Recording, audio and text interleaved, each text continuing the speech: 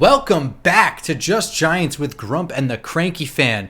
It is the bye week blues. This is the best damn podcast for the best damn football team, and the only sad week in the regular season of football is one without Giants football. So here we are in the bye week blues. I am Football Grump. With me as always is Mike the Cranky fan, and I don't think that this was if all years to not have a blues-worthy bye week, this is really the week for you, huh? Grump, the Gators didn't play. The Giants didn't play. The Cowboys won. And yet, this has been my favorite football weekend of the year. And why is it, you may be asking? In a season when are looking at one of the worst, the best draft picks of the year and everything has gone wrong, it's because we are not going to be under the yoke of a potential three-time Georgia national championship or the specter of a potential Florida State one. And I am ready to discuss not necessarily the wisdom of the college football playoff committee, but their logic and why they did exactly what they said they were going to do. So this is not going to be just a college football episode by any means, but I did want to talk about that because I do think it's interesting. I think it's the last year that we're going to have a 4-team playoff in college football. And That's correct. This is definitely, as far as my less involved eyes can remember, the most contentious, I think, the 4-team selection is. But before we get into all that, during this Just Giants bye week blues, I will be drinking beer from the local brewery, Oak Flower Brewing. And I have not had this yet, and it is big foamy.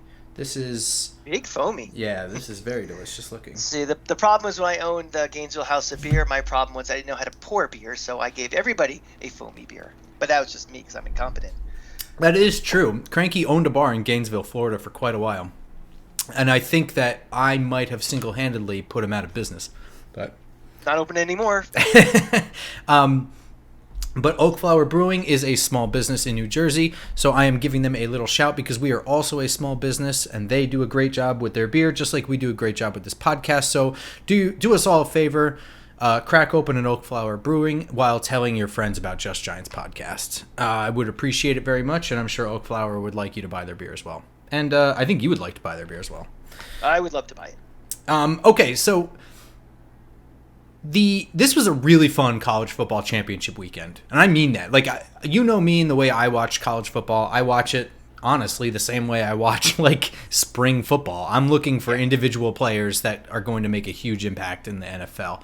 The team stuff is cool, but I didn't go to a major college, so I don't really care who wins. I've got a couple of schools I tend to like, but nothing crazy. But first of all, the Friday game, Washington, Oregon. That was a great game. Predicted by me. I said all year, there was a bandwagon that Oregon may have been the best team in the country. And I think everybody overlooked the fact that Washington beat them.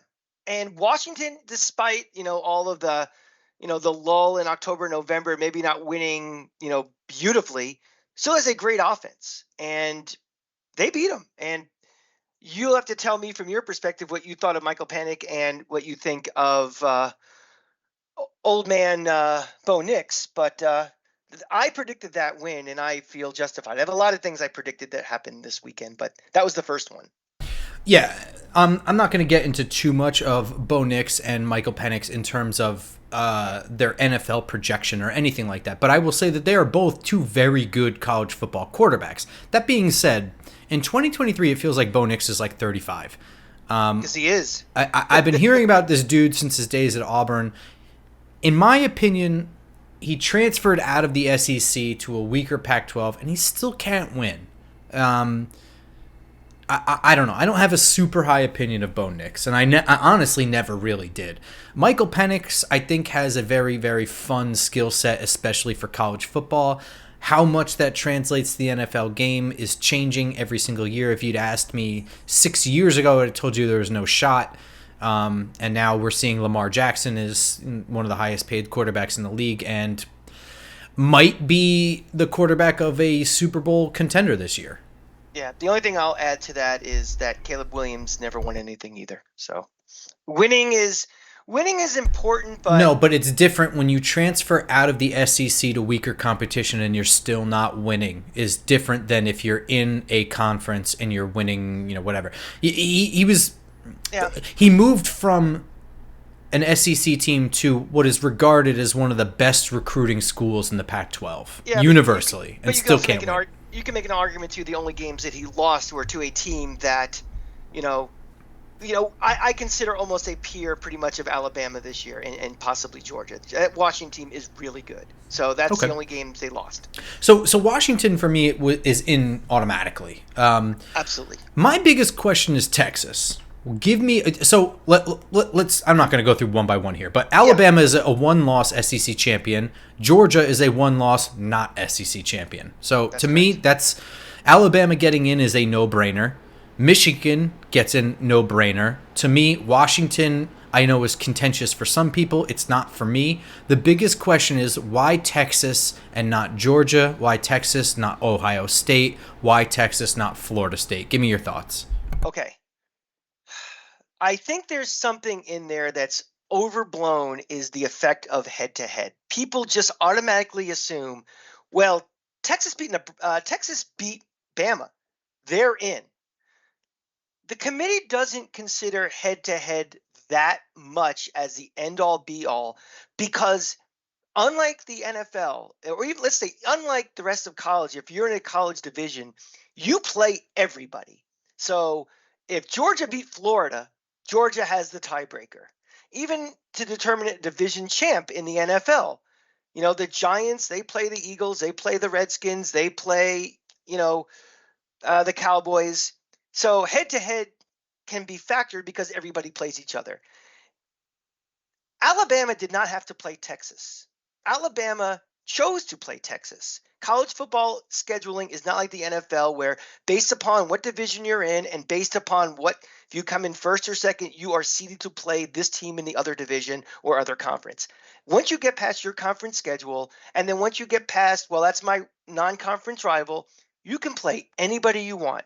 You can play Southwest Louisiana, you can play Texas. So Bama decided to play Texas. Texas decided to play Bama. While it's a benefit on your resume that you beat Bama, it should not hurt you that you lost to Texas when other teams like Florida State or Georgia, they're not playing a comparable playoff contending team to have that loss as a negative on it. So that's why I am not, that's one of the arguments against Texas. But, you know, it comes down to there are 5 Power 5 conferences. There are 4 spots. And this is the most important thing you have to realize. And this is the biggest straw argument that Florida State fans are doing and getting wrong. This has got nothing to do with who deserves to be in. It is what the playoff committee determines are the 4 best teams right now. And if you don't believe that, the committee chairman last week said it exactly. He said that deserve is not part of the committee's lexicon and will not be considered. It's who the 4 best teams are. And what the committee did was by factoring in what they've done throughout the year and who they are right now, when you only have 4 spots for 5 teams, the team that they felt is the not the best of those 5 was Florida State, and they were out. I knew this was going to happen. I bet money on it. They had a wager on FanDuel about the different combinations. It was plus 300 for Washington, Michigan, Bama, Texas. I bet it. I won it because the committee told you last week this was going to happen. And if you watched the Florida State game with their backup quarterback losing in the fourth quarter to a 7-loss team with a third-string quarterback. And then you saw them this week with a third-string quarterback only up by 3 against a top 13 team. The eye test tells you this is not one of the 4 best teams in the country. So it sucks for Florida State, but every argument they have, well, we beat this, Bama lost to this team, they did this, all irrelevant. It is who the committee thought were the 4 best teams right now. And sorry, Florida State, you are not one of them. So, to you. That is a very, very sound argument. I feel no sympathies because that's not entirely true. I feel a very small amount of sympathies for the individual players on the teams for Georgia most, Florida State probably second, and Ohio State third. And it's very, very little. And here's my reasoning.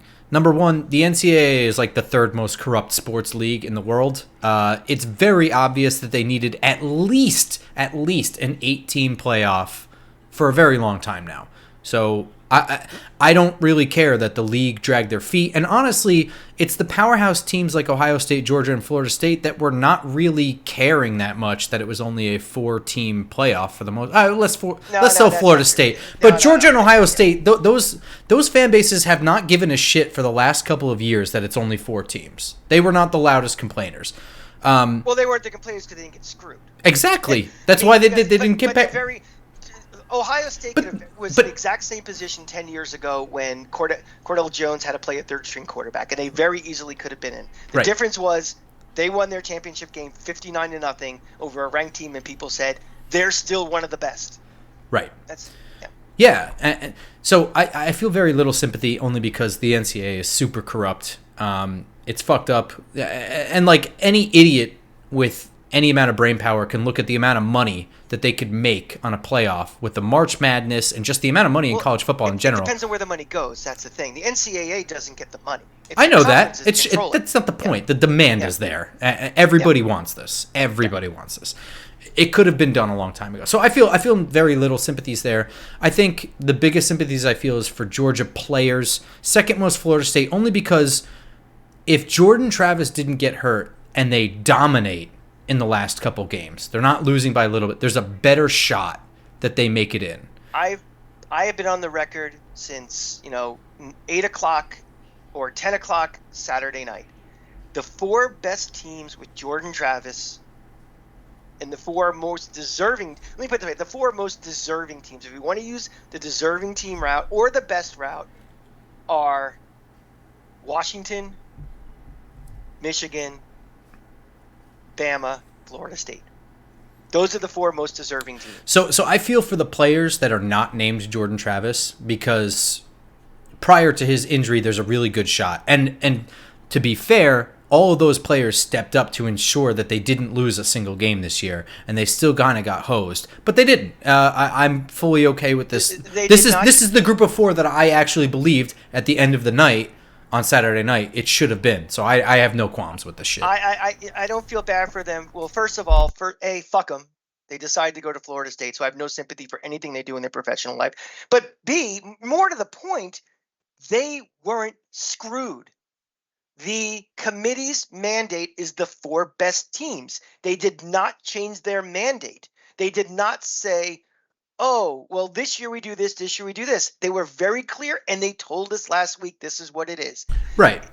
So they're not screwed, but it definitely sucks the hardest for them. Like I said, they play musical chairs, and they didn't have a chair when the music stopped. Yes, that's really what it is. And if anything, if you're upset by this, it's only illustrative of how badly we needed a 12-team playoff to begin with. So I don't really care. Moving on from college football, yesterday was a fun day for football. But most interesting, I think, of the entire day is Philly's head of security, Big Dom, being ejected from a football game. Did you see this happen? Were you watching it live? Okay, yeah, all right, sure. Me too. So this is weird because there's really no precedent for this precise altercation. I know some things brought up in the past were, I would say, Giants fans throwing snowballs at Chargers players in the 90s is somewhat relevant. The Jets' assistant coach that tripped a player running down the sideline is somewhat relevant. And I think there was like one other thing. To me, this is very simple. I don't think that this is... For starters, I don't think you should eject a head of security from a game. I'll start right there. It's an active game. He's supposedly doing a job where he is coordinating the security for the stadium. You've got almost 100,000 people there. You don't know what some drunk asshole is going to do. Getting rid of the head of security, to me, seems like just not a smart thing to do. In my opinion, if you're the official... I guess for anyone who didn't watch the game, a skirmish broke out on the Eagles sideline during a tackle that was questionably out of bounds. It wasn't, but it was close enough where these kinds of skirmishes usually happen. Now you have the Philadelphia Eagles head of security, so not really staff, not a player, now putting his hands on a 49ers player who then retaliated. Both were ejected. So Dre Greenlaw was ejected for the 49ers, and Big Dom, head of security for Philadelphia Eagles, was ejected as well. I don't think it's smart to get rid of the head of security in the middle of an active game in Philadelphia, of all places. However, I think he deserves a stern talking to immediately, where it's like, you need to get as far away from the field as possible. Get all the way up against that wall. And then, after the game, I think he deserves to be fired and never work in the NFL again. And that might seem harsh, but there are 32 head of security jobs in the NFL. There are plenty of head of security jobs in the world. He can get another one. But at this point, you can't trust somebody. I'm sorry, you can't put hands on a player. End of story. Full stop. Yeah.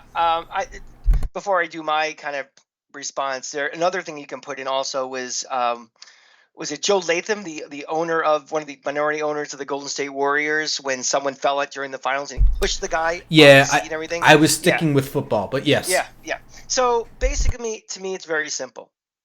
You are not part of the game. You are. I don't care if you are the guy throwing the snowballs in the upper deck, or you are a staff guy, or you're a camera guy, or anything. You are not part of the game. You should not be involved in the game for anything unless something extracurricular beyond the normal state of affairs happens on the field where you need to go and do something. Even if that was a brawl that broke out, that is not your job of head of security to do. And you know something, and if he got thrown out, you can still do 98% of your job sitting in the stands, sitting in the back, sitting in the control room. You have other staff with you to do the job. That's fair. I mean, so to me, it's just like no matter how much you want to involve yourself into the action, no matter how angry you were, you do not touch, you do not impact the action within that rectangle that is the field. And to me, I think the NFL did the right thing. I think personally, the broadcast did a bad thing by making the guy a folk hero. His name is not Big Don. His name is Don. When you personify somebody, you make them into a cartoon character. You've made them a folk hero. You've made them a martyr. You made them a victim. That guy will not be able to walk down Market Street tomorrow with 1,000 cheeseheads wanting to blow him and everything. So it's kind of like that in Star Wars. If you strike me down, I'll become more powerful than you can possibly imagine. That's what we did. We made this guy money for doing something that really should cost him his job and a permanent ban from the sidelines. So that's my take. So you don't think that my take is extreme?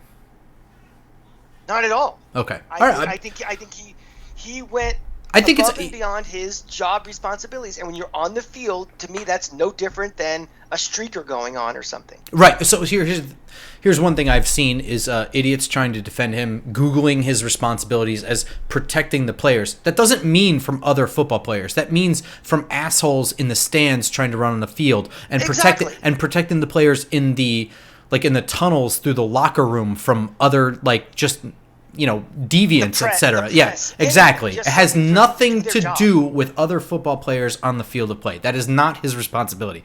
Do not conflate that. That is very, very silly. You're very stupid. And I'd say the exact same thing if Big Joe was at the Meadowlands.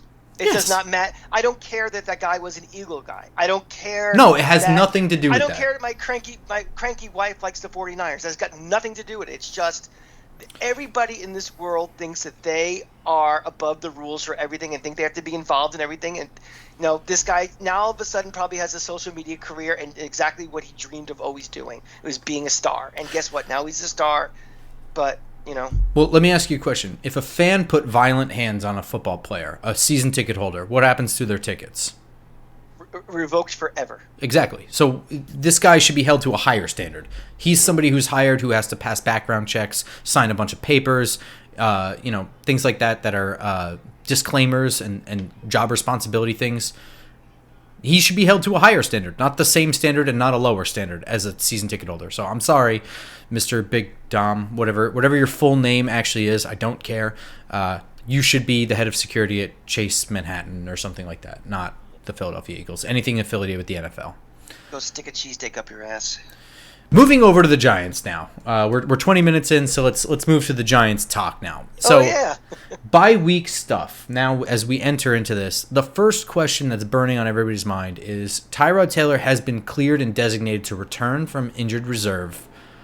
What do you do, Cranky head coach at quarterback, for the remaining 5 games of the year, I think it is?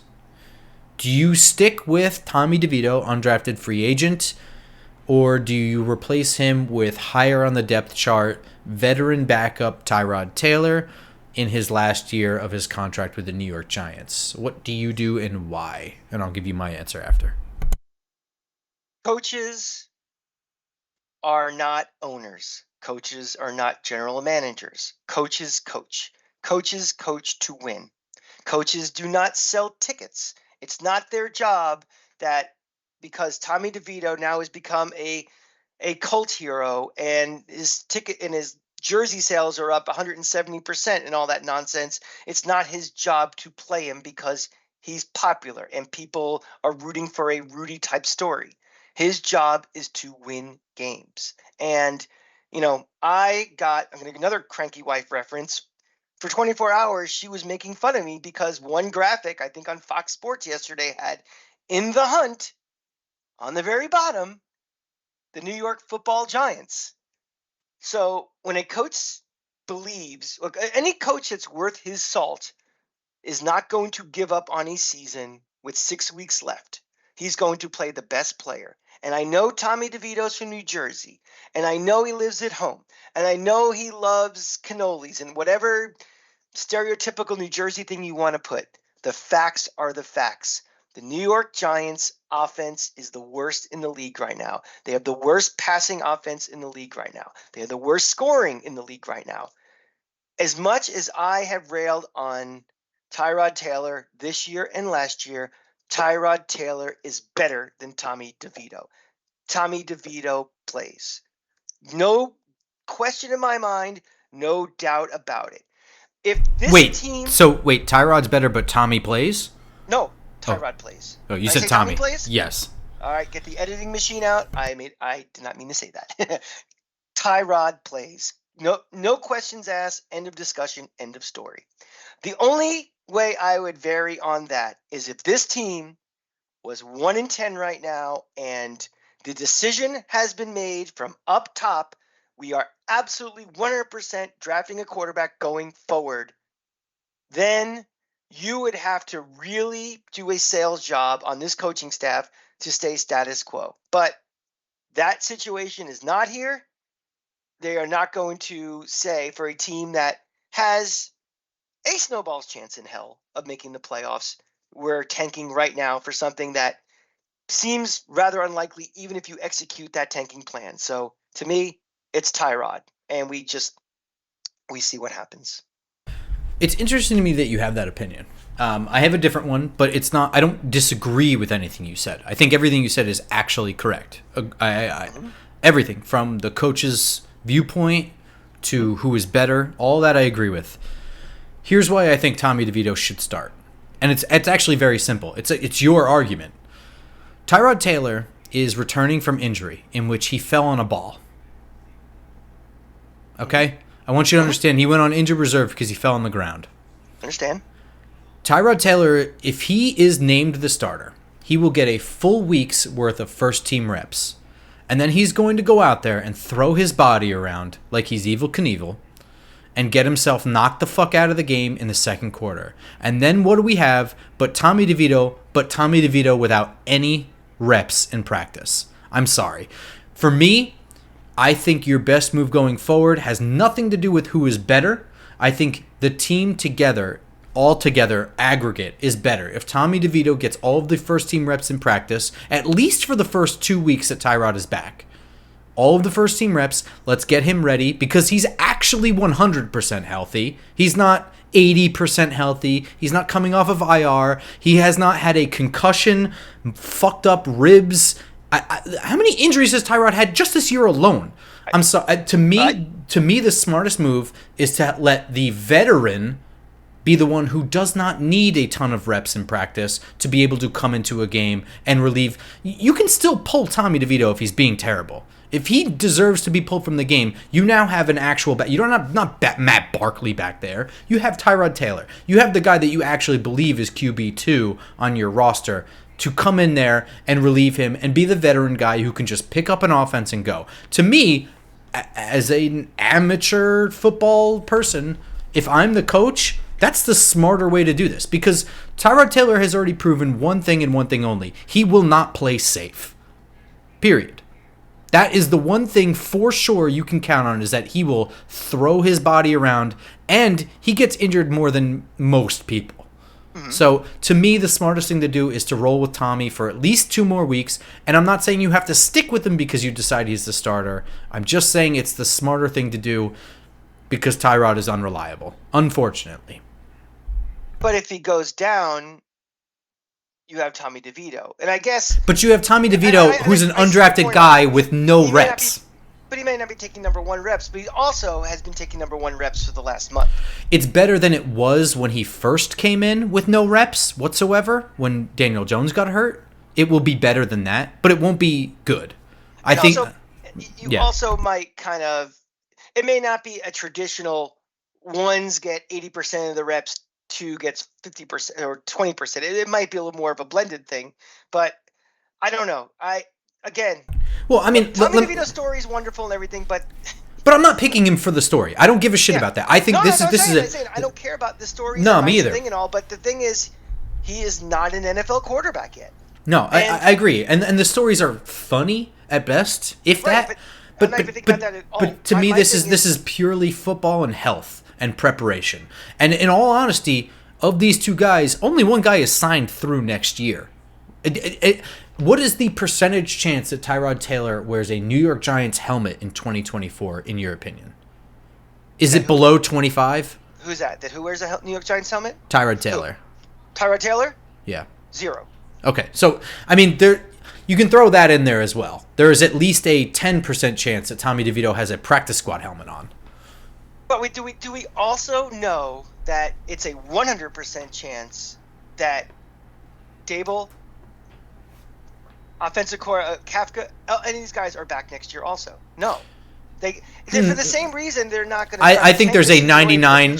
I think there's a 99.99% chance that Daboll is back here next year. Right, but Kafka, it's his offense. It's not. But my thing is, if we're not worrying about draft status and everything for this week and next week, we also can't worry about Tyrod Taylor's not going to be here next year either. No, that's not what I'm.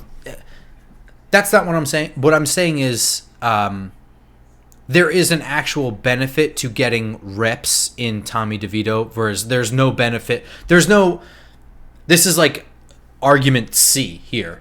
Just saying, this in the hierarchy. Okay, the hierarchy of arguments is it's for the best interest. If you're trying to win, for me, the best way to prepare is to get the most healthy guy ready. Especially since, yes, Tyrod Taylor's better and the offense is better when Tyrod Taylor's there. But we're not talking 30 points versus 10 points. We're talking at best 16 points versus 10 points. It's a very negligible difference in how the offense operates, right? Do we agree on that? I think the offense is more than negligibly better. I don't think this offense scores 20 points with Tyrod Taylor, do you? Because they haven't. They haven't yet. The scoring may not necessarily, but the offense will run better. Yes, better. But at the end of the day, the results and how much better, it's negligible. It's not massive. We're not talking 25 points versus 10 points here. We're talking 16 or 10 points at the end of the day. When you're a coach and you're trying to win, like you said, when you're trying to win, you are talking about scoring points. But also, even when our margins are... Look, that New England game, that Jet game, it wasn't only just about scoring points because both offenses weren't doing anything. It was field positions important. There's a much better chance that Tyrod Taylor is going to get a first down than Tommy DeVito. That Jets game was hang on. That Jets game was the one that Tyrod started and Tommy had no first team reps for? Yeah, but okay, so the New England game. Yeah, look, man, I made the argument last week that it's not like the Giants were blowing the shit out of them. New England missed a field goal that otherwise would have tied the game. I'm not saying anything good. But my point of that is we are not playing against games where we're not playing Miami's of the world where you need to score 30 points to win. We were playing teams that I see what you're saying. The margin of victory is it might be. I agree, but that's with the both of them at full health. I think the reality of the situation is when you put Tyrod in, he's not completing the game. And that's where, as the coach, if you're trying to win, the best move is to not put Tyrod in. At least not the first 2 weeks he's coming back from injury. That's all I'm saying. Do you think this team, we know I just might think about what coaches do, but are you going full board to do whatever I can to make the playoffs still? Absolutely not. Right. Do you think this team realistically has a shot? Well, full bore absolutely going balls to the wall to make the playoffs would have seen Dexter Lawrence play last week, right? Mm-hmm. So that's true. No, I don't think this team is doing that. I think the coaches are doing everything they can to get the roster that they think is best to be available on Sunday to play at 100%. And if that means a win, that's what they're going to aim for. But for those 60 minutes, they're not going to be pulling people because they're winning and they want a better draft status. I really don't think that's going to happen.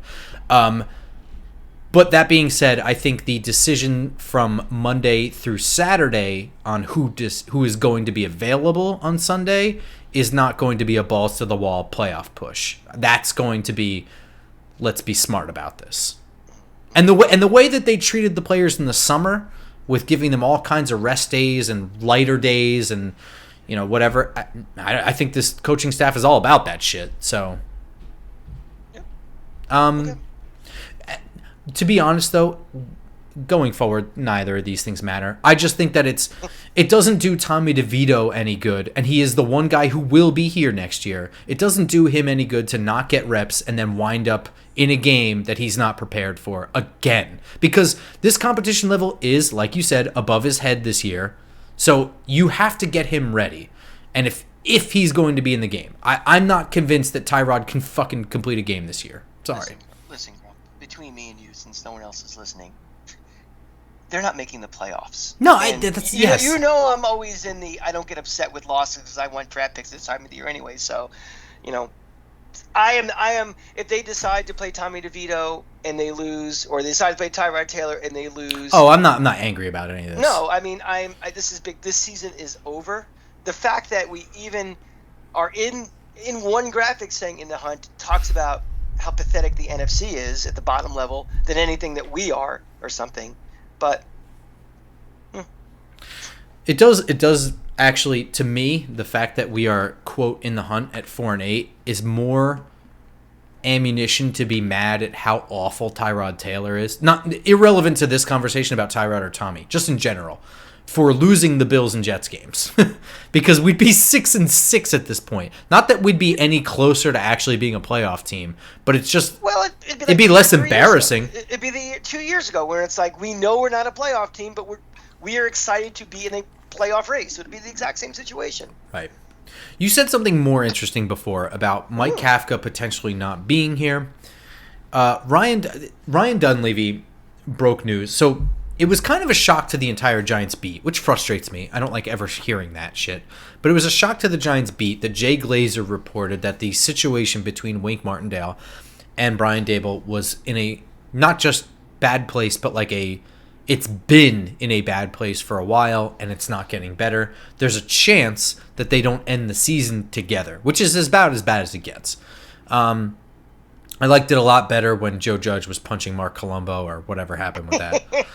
Yeah, let's just get it out there. But so the beat, we knew that they were kind of different on the side. Like, I am so sick of hearing about how different they are on the sidelines. I could not think of a solitary thing I give less of a fuck about. Well, first of all, this is not 1953 where the The media is on the plane with the coaches and the players, and they know every little secret. And I understand that, but Jay Glazer's responsibility spreads among 32 teams. First of all, we have a ton of beat writers, like credited beat writers, whose sole focus is one team. How did nobody see this shit? And I'm so frustrated hearing about how different their demeanor is on the sideline. Like, that is like the end-all be-all indicator of how different they are, and it's not. It's just fucking not. I'm sorry. It's 3 hours out of 166 in a week. Now, if the relationship is what it is, then that's fine. I'm not debating that. It feels like our beat has absolutely nothing to cling to with this story. Jay Glazer has all of the cards of this story, and they're just trying to throw shit at the wall. Nevertheless, Ryan Dunleavy said on something, I don't know what, that in his opinion, he would not be shocked if any of the coordinators are gone next year. And when you think about it, that makes sense. First of all, Thomas McGahee shouldn't have been here this year or last year. It's just he's kind of just skirting by on legacy and the fact that nobody cares about special teams. If we've seen a single year where special teams mistakes were a goddamn mistake, it was definitely this year. I'm not going to launch into that again, but I mean, it was evident. Let's just use numbers. I mean, sure. How many coaching staffs are majority together after 2 years when they don't make the playoffs in one of those 2 years? There's always going to be changes. Absolutely. So, especially a year this bad. Of course, whether it's their fault or not, somebody has to be accountable for it, and you can't just saying, well, it was the injuries. That's not going to cut it for the fans, the media, the owners, the other players. They want to scalp. But, to me, the bottom line is they can hate each other all they want. Sure. As soon as the head coach decides, I can't work with you anymore, make the move and make the move immediately. But this whole thing, well, they haven't gotten along for 2 years. Well, they work together. And they have been working together. If they just don't like each other, but they can work together, that's fine. I mean, example, Mike and the Mad Dog. How many years did they not speak to each other? But they did a show for 4 hours a day. They talked to each other for 4 hours a day. I mean, me and Grump, we hate each other. We never talk to each other outside the show. But we do this show every week. It's, but as soon as it's to a point where, he is disobeying what he wants, or he is doing things behind his back, or he is launching a rebellion behind there, and he decides, I don't trust this guy anymore, I can't work with him, launch him. If he could deal with the personality conflict and the pettiness and stuff, and he's doing what I ask him to do, I don't care if they hate each other. Just do what you do. If you don't get the results or you can't work with them, then you launch it. But until then, this really kind of is a non-story, in my opinion. Well, here's the thing that sucks for me. Well, hang on. Let's stick with Wink for a minute. Here's what really stinks. I have no mega love for Wink Martindale. It's not like I super like defense and I love his philosophy, especially in today's NFL where everything caters to the offense. I love the idea of a defense that makes the offense have to change what they want to do in response to what they think the defense is doing. I love that. I love bringing the game to the offense. I like that. But I'm not going to sit here and cry if Wink Martindale gets a head coaching job or leaves for whatever. Here's what actually sucks about that. We went way the fuck out of our way to get players for Wink Martindale's defense in this draft. Deonte Banks is a Wink Martindale guy. So is Trey Hawkins. I mean, these were not mistake picks. They were We went out of our way to get Bobby Okereke for this defense. These were not mistakes. Well, one or two things happened. One, if they've been not getting along for a long time, Daboll has learned to work with him and likes what he does and is working with the front office to get the guys he needs. Or there's a bigger issue.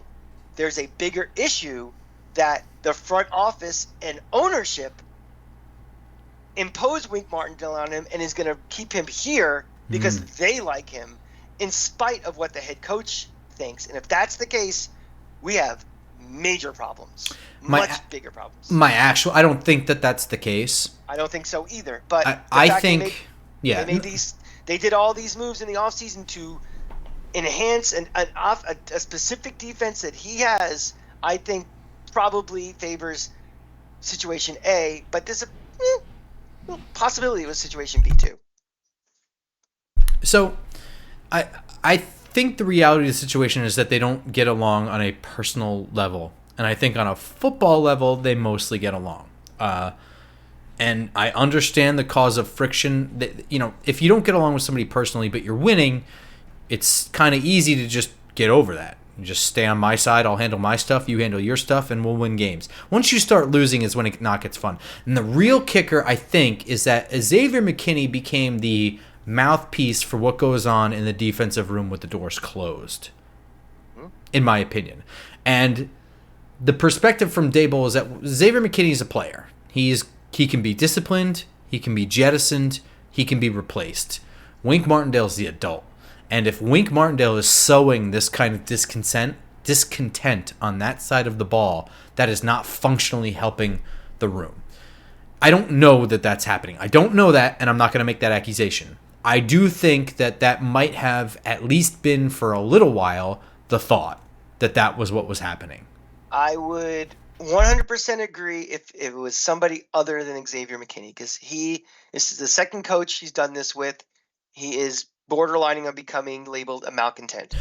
I'm not saying that Wink Martindale is telling Xavier McKinney to say anything. I'm saying Xavier McKinney is the loose cannon that is just repeating what is being said behind closed doors. That's what I think is happening, or I think might have happened at one point, and because he's spoken up twice this year where he said stupid shit. That might have been, the let's not keep blaming the defense was the first one a couple weeks back, which, speaks to the Brian Daboll's always MFing his coaches, his players, etc., because he gets on them because he wants everyone to play perfect. That's a self-defense mechanism for yourself, too. Sure. Mm-hmm. I just think that that's possible. At the end of the day, I think the more... who was it? Jordan Renan, when he was being interviewed by Bobby Skinner, which I thought was a great conversation, by the way. I thought that was very, very interesting. Jordan did not reveal anything that he knows because he doesn't know anything. Because none of the beat writers knew anything about this, for what it's worth.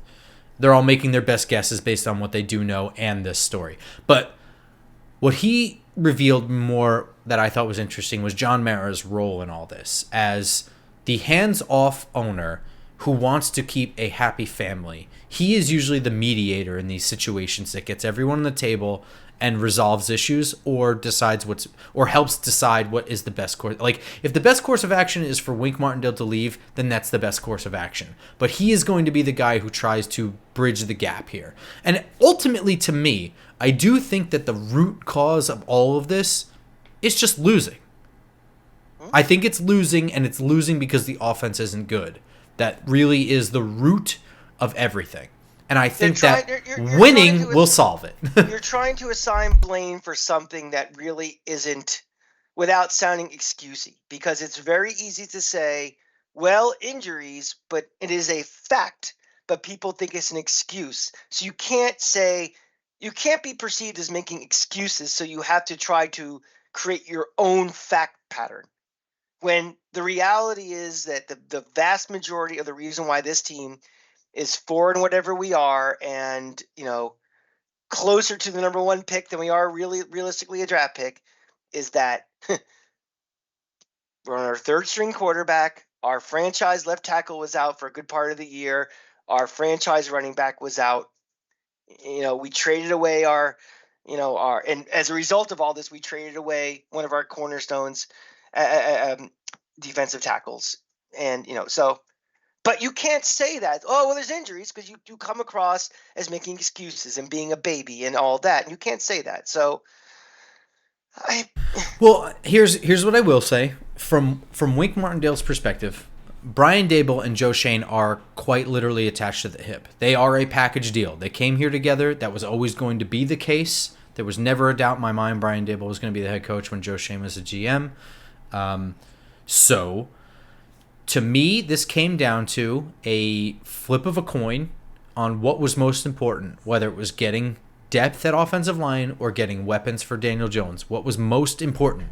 They decided that the answer to that was skill position. And the worst thing that could have happened when you make that decision absolutely happened. So, while whether or not it's a Brian Daboll decision that they did that, the fact that Joe Shane and Brian Daboll are attached at the hip means it's kind of a joint decision from Wink Martindale's perspective. And I can respect that perspective. That makes sense to me. And I can understand the frustration because I had the exact same concerns going into this. I didn't know that it was really necessary for us to throw Darren Waller, Jalen Hyatt, Paris Campbell, Sterling Shepard, Cole Beasley, all of these skill position signings, and not a lot of backup depth on the offensive line. Seemed a little careless to me, and it bit us. Wink knew what he was getting into when he came here. He knew this was going to be the organizational structure. He knew that they were coming in as a package deal in the beginning, right? So to be surprised by this is the way it was going to go seems a little naive. Surprised is not really the word. I would say frustrated is the word. I don't think he was shocked by this, but I do think that he was frustrated with the dynamic that he got. I don't know that he knew that they would make that kind of decision where his unit is like ranked super high in the league and would be ranked even higher if it had an offense worth a shit. And he's getting cursed out on the sideline because his unit's not perfect. But on the other side of the ball, you have a unit that can't even move the fucking ball. Right. So I get it. Then that to me is a character flaw for Wink because he's not understanding why. I mean, if Daniel Jones was,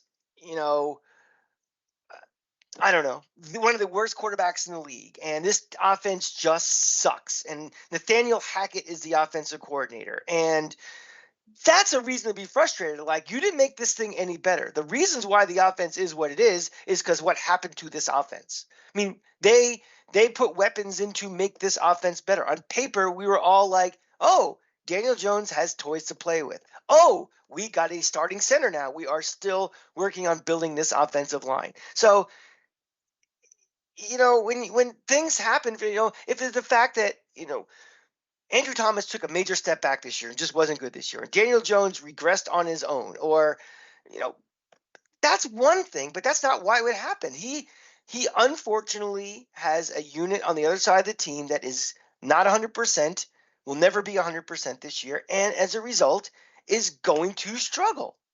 I don't see how that becomes a us versus them thing. I can get the frustration of, I got to live through this. I mean, we all, as Giant fans and doing this show and all the other guys do the show, we're all suffering through this year. But I am not like, you got to fire Mike Caffey because his offense sucks. No.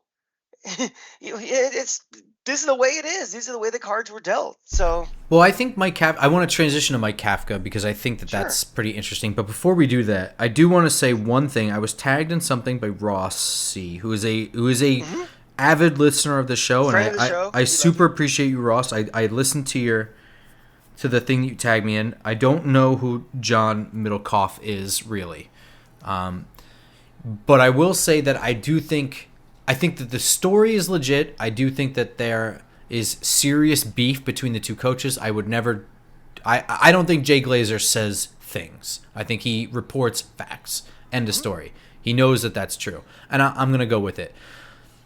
What John Middlecoff said sounded like he might know a player in the locker room personally, heard anecdotal stuff where maybe it's Xavier McKinney, maybe it's not. I'm just saying, let's pretend it's Xavier McKinney. They're buddies. He's going to say a bunch of shit. Yes, I think Brian Daboll's a clown, blah, blah, blah. And then he extrapolates it to the entire defense. It just feels like he's piling on a major national story in the NFL with some anecdotal thing and making it sound like it's bigger than it is. I don't know who the fuck this guy is. Nobody else is corroborating any of this. I'm not saying it's full of shit. I'm filing it for later. I'm just not going to keep it on my desk. That's how I feel about it. Here's the bottom line. Brian Daboll has every opportunity and every right based upon where we are in the season, what the record is. If he can't work with somebody, he can fire him. There have been offensive and defensive and head coaches that have been run already this season. If he can't work with him, he'd be gone. He is under no obligation to keep him unless he was told by Mara himself, you have to keep him this year, which I highly tend to doubt. If it's really a problem, he'd be gone. Brian Daboll, I think, you can tell me if you think I'm wrong, is still the most important voice in this organization right now. Yes, I think you're right. And if he says, Joe, and everybody, I can't do this anymore. This is beyond my control. This is an unsalvageable situation. It is impacting my ability to be the head coach of this team.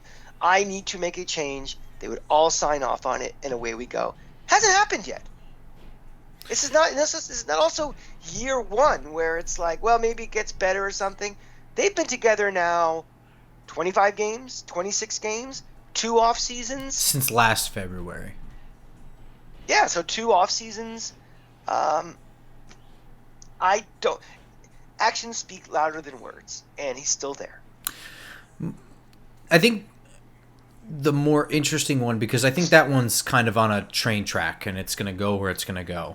The more interesting one for me is Kafka. On the one hand, you had the offense taken away from him. Also on that hand, I don't know. I've been very critical on how slow they've been to adjust on offense to what the field has shown them, what their game plan has shown them. But on the other hand, I don't know that a second-year offensive coordinator who's 36 years old or 37 years old or whatever, having to deal with the situation he had to deal with. The offense was taken away from him right before the Buffalo game, so it's not like it was week 3. Well, you know let me what ask I mean? you.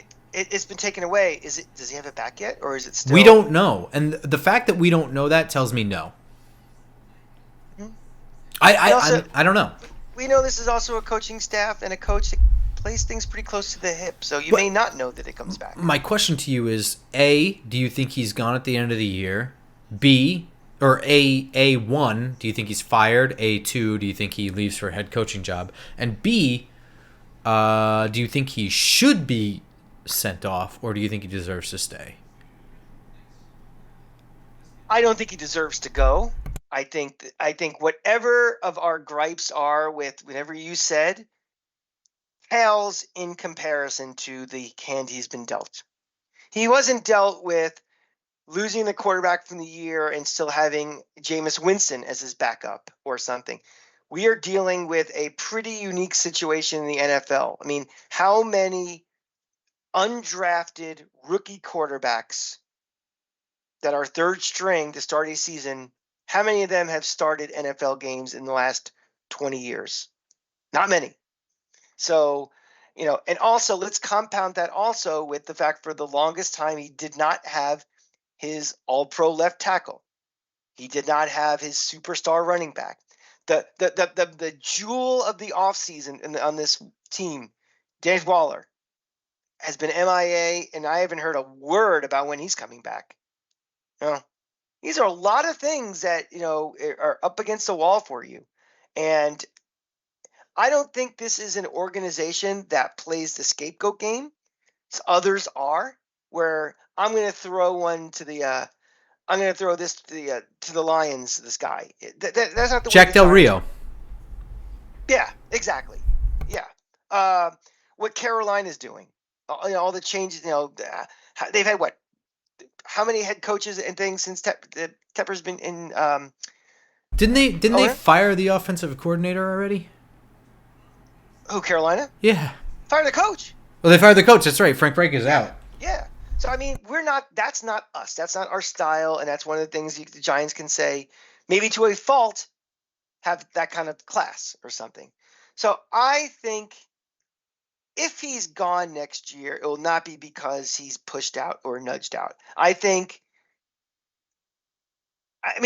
still think he's got value to be a head coach, maybe at a smaller college or something. I don't think you take a lateral job. I can't see a team that's like, okay, we are an offensive coordinator away from the Super Bowl. That's our guy.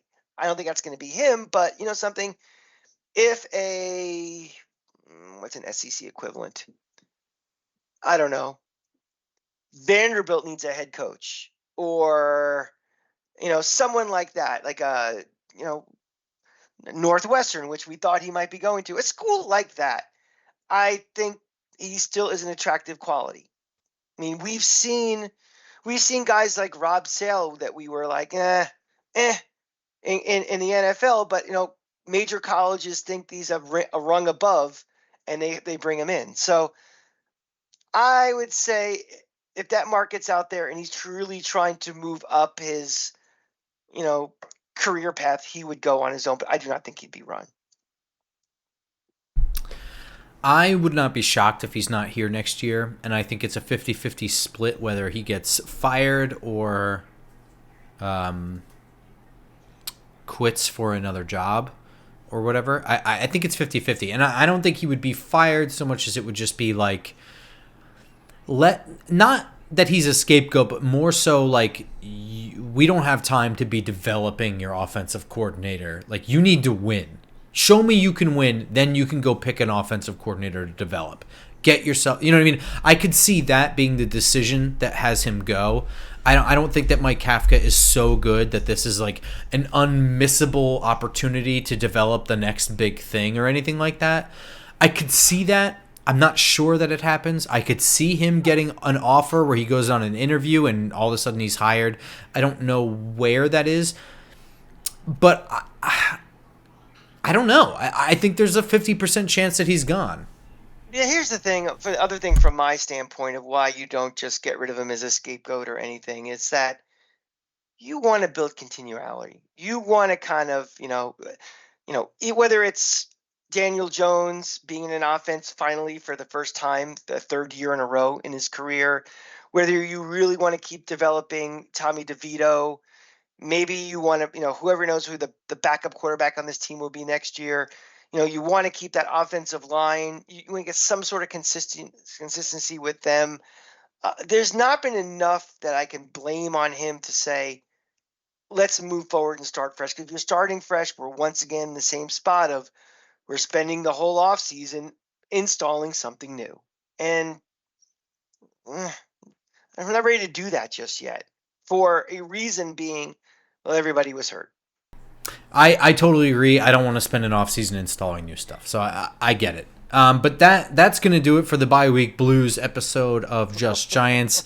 We will see you on Friday morning for our regular Giants preview game against the Green Bay Packers, which I guess is going to stay as a Monday night game. It is. So we will see you all there on Friday morning on iTunes, SoundCloud, Spotify, and of course YouTube. Be sure to follow us on Twitter at @football_grump, at the Cranky Fan, and we will see you all next time. Until then, go Giants. Go Giants.